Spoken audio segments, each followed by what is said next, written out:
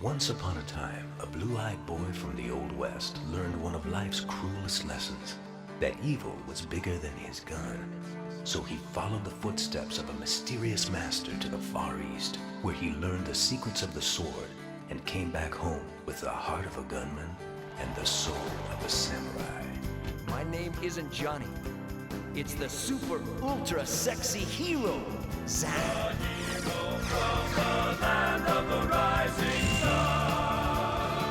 There are some PlayStation 1 games you remember clearly. You remember where you were when you first saw them, who showed you, what the controller felt like in your hands. And then there are games like this, games where you see the title and immediately think, no, that didn't exist. Rise and Zan, the Samurai Gunman. That is not a video game title. That is something a mate would shout at you at the pub while pointing at absolutely nothing. A samurai with a gun. Not and a gun. That's important. This isn't a warrior who occasionally shoots. This is a man who solves feudal problems with firearms and confidence. And the worst part, it's real. It's shipped. It has box art. Someone approved of this game. I've spent weeks playing survival horror, licensed Disney games, serious action titles, and games that defined entire genres. Then the index drops this one on me like a dare. I went into Rise and Zan expecting irony and novelty, something to laugh at for 10 minutes and move on from. Instead, what I got was a commitment, bright colours, loud music, a main character who never once questions whether this is a good idea, and that confidence is doing a lot of work. Because Rise and Zan doesn't feel like a mistake.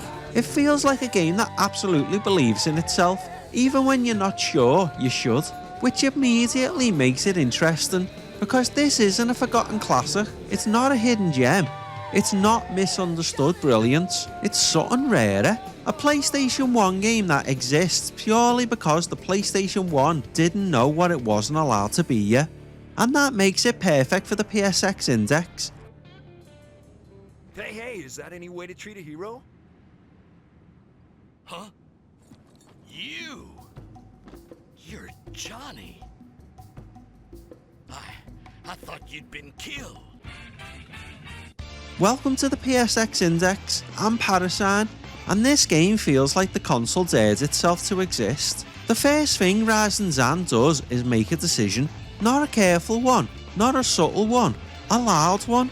There's no gentle onboarding here, no moment where the game checks if you're comfortable. It boots up and immediately commits to its energy, bright colours, bold environments, music that sounds like it's already celebrating something you haven't heard yet.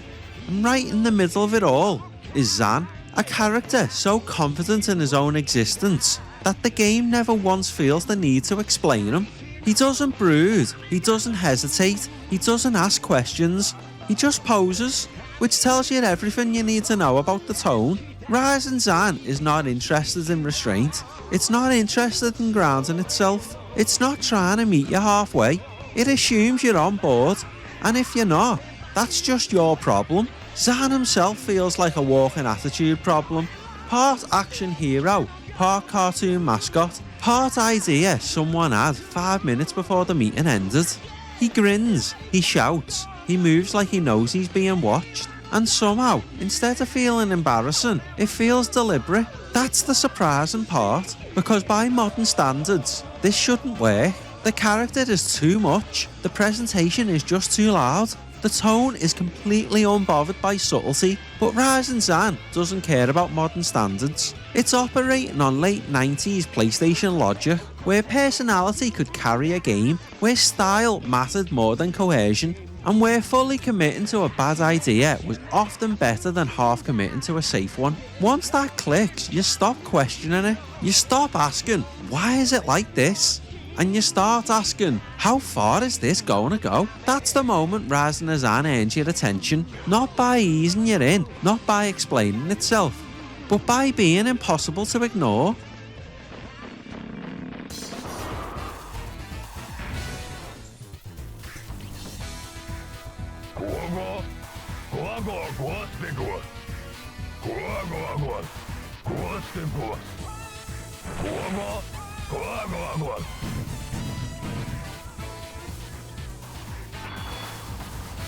Let's rock!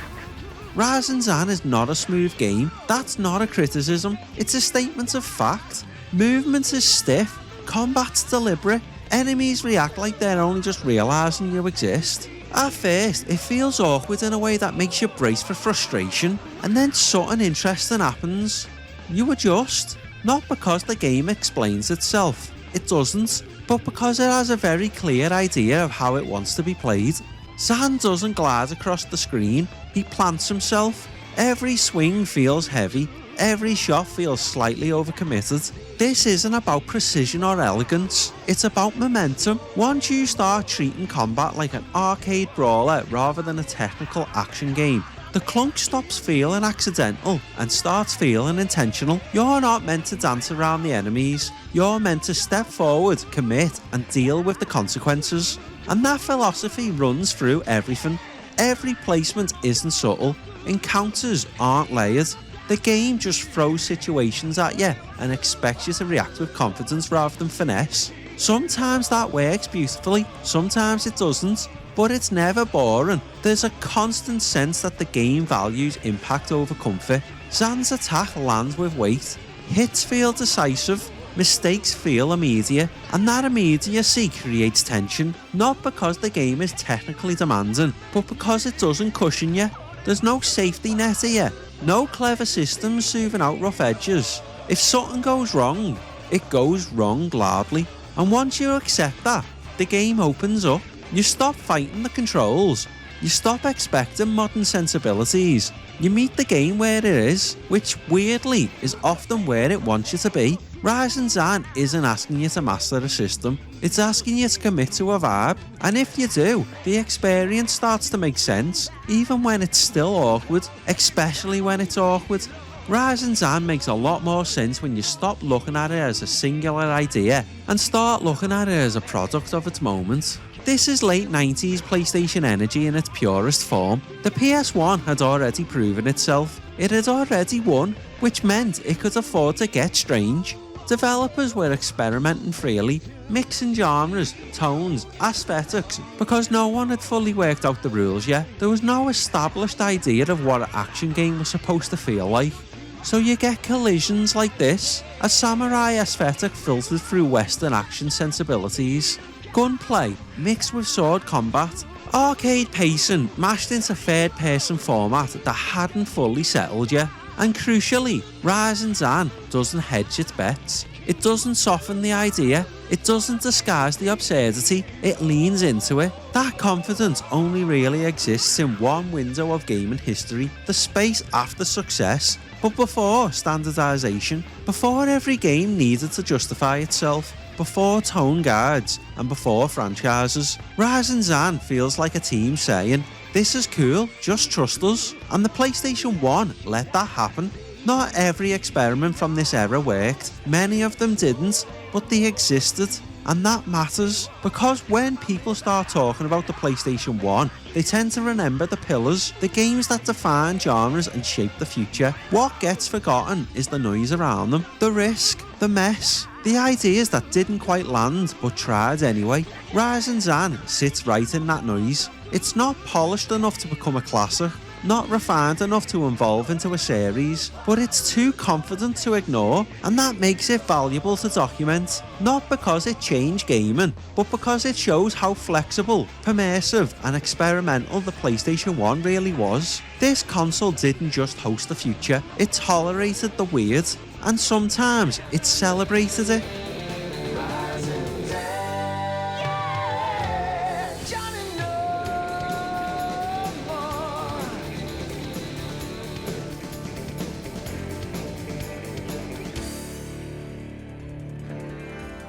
Rising Zan didn't disappear because it was bad. It disappeared because the window that allowed it to exist was closing. By the time this game arrived, the PlayStation 1 was nearing the end of its reign. The industry was changing shape. Games were getting bigger, cleaner, more serious. Presentation mattered more, systems mattered more, tone started to stabilise. There was less room for games that ran purely on attitude.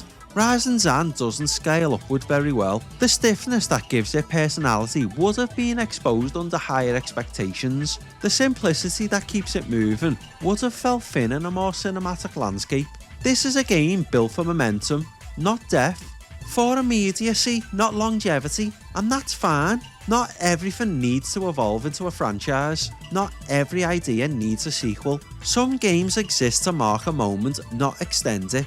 Rising Zan feels like one of those titles that could only ever be of its time. It's too strange to refine gently, too specific to generalise. And as the industry moved forward, there was less appetite for this kind of creative recklessness. Not because it wasn't fun, but because fun was starting to look different. Bigger worlds, deeper systems, longer campaigns. Rising Zan isn't interested in any of that. It wants you here, now, swinging a sword and firing a gun, because that's the idea and that's enough.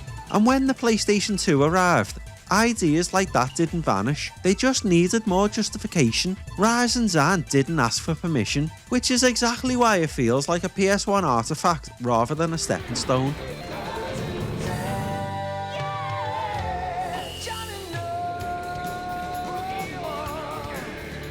This isn't a game I missed as a kid and suddenly regret overlooking. It isn't a lost favourite waiting to be rediscovered. What it is a reminder that the PlayStation 1 wasn't built solely on masterpieces and genre-defining moments. It was built on risk, on confidence, on ideas that didn't always know where they were going. If I'd only played the games people still talk about, Rising Zan wouldn't exist in my memory at all. It would stay a title on a list, strange, unexplained, unexamined. But playing it now, in context, it earns something quieter than praise. It earns understanding. I understand why it didn't last. I understand why it didn't evolve. And I understand why, despite all that, it deserves to be here. Because the PSX index isn't about validating taste. It's about filling in gaps. And Rising Zan fills a very specific one. The space where confidence outweighed caution and a good idea didn't need to become a great one to exist. This is what the PlayStation 1 looked like when nobody was telling it to slow down. Not refined, not careful, just committed. And sometimes that's enough.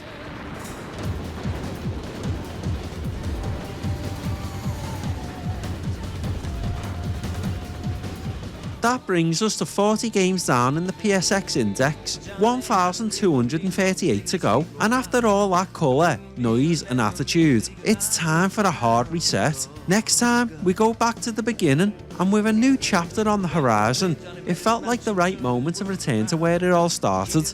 Not just of a series, but of a feeling, before sequels, before refinements, before anyone knew what survival horror even was. Index entries 41 and 42, Resident Evil and Resident Evil Director's Cut, the origins of my favourite franchise, and the start of something that never really let go. This has been Parasine. Next time, we enter the mansion. It's